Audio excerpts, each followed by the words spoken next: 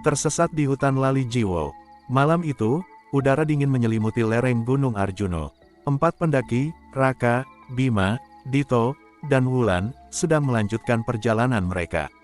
Tepat pukul 11 malam, mereka tiba di jalur yang dikenal dengan nama Hutan Lali Jiwo. Konon, hutan ini bukan sembarang hutan. Banyak pendaki percaya bahwa siapapun yang masuk ke dalamnya bisa tersesat, lupa arah, bahkan lupa waktu. Awalnya, perjalanan terasa biasa saja. Mereka masih bercanda, saling melempar guyonan, bahkan sesekali berhenti untuk minum. Tapi, begitu kabut tipis turun dan menutupi jalan setapak, suasana berubah. Kok ada 2 jalur ya? Padahal tadi cuma ada 1 jalur lurus, ujar Dito sambil menyorotkan senter. Mereka semua terdiam. Raka mencoba mengingat peta jalur yang dilihatnya sebelum mendaki, tapi anehnya pikirannya kosong.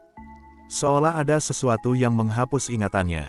Akhirnya mereka memilih jalur sebelah kiri. Namun semakin jauh melangkah, suasana makin aneh. Pohon-pohon terlihat sama, seperti berulang.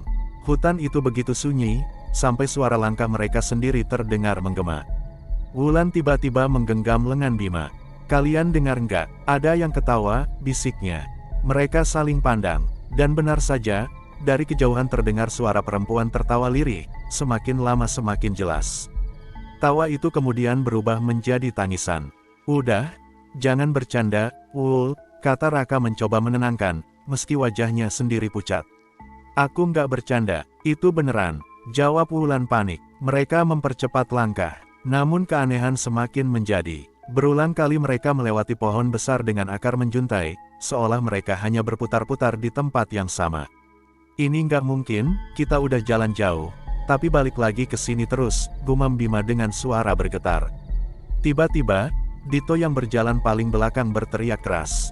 "Aarghh." Mereka menoleh. Dito jatuh terduduk, wajahnya pucat pasi. "Di belakangku, aku lihat perempuan rambut panjang, matanya merah. Dia ngikutin kita." Raka segera menarik Dito berdiri, dan mereka berlari tanpa arah.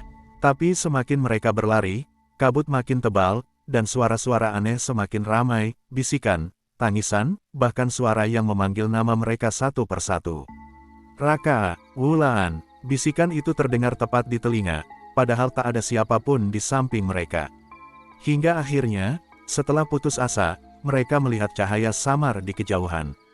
Mereka berlari ke arah cahaya itu, dan tiba-tiba saja sudah berada di dekat pos pendakian. Mereka berhenti, terengah-engah. Raka menunduk, menyalakan jam tangannya. Jarum menunjukkan pukul 3 pagi. Mereka saling pandang, wajah pucat tak percaya. "Gimana bisa? Kita masuk hutan jam 11 malam. Rasanya baru 2 jam, harusnya sekarang jam 1. Tapi kenapa udah jam 3 pagi?" Suara Raka bergetar, seolah ada 2 jam waktu yang hilang begitu saja. Saat itulah, Wulan menjerit pelan sambil menunjuk wajah Dito. Di pipi Dito ada bekas cakar panjang, merah, seakan digores oleh sesuatu yang tak terlihat.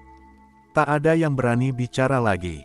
Mereka hanya bisa duduk, menunggu pagi datang, sambil menahan rasa takut yang tak pernah mereka bayangkan sebelumnya.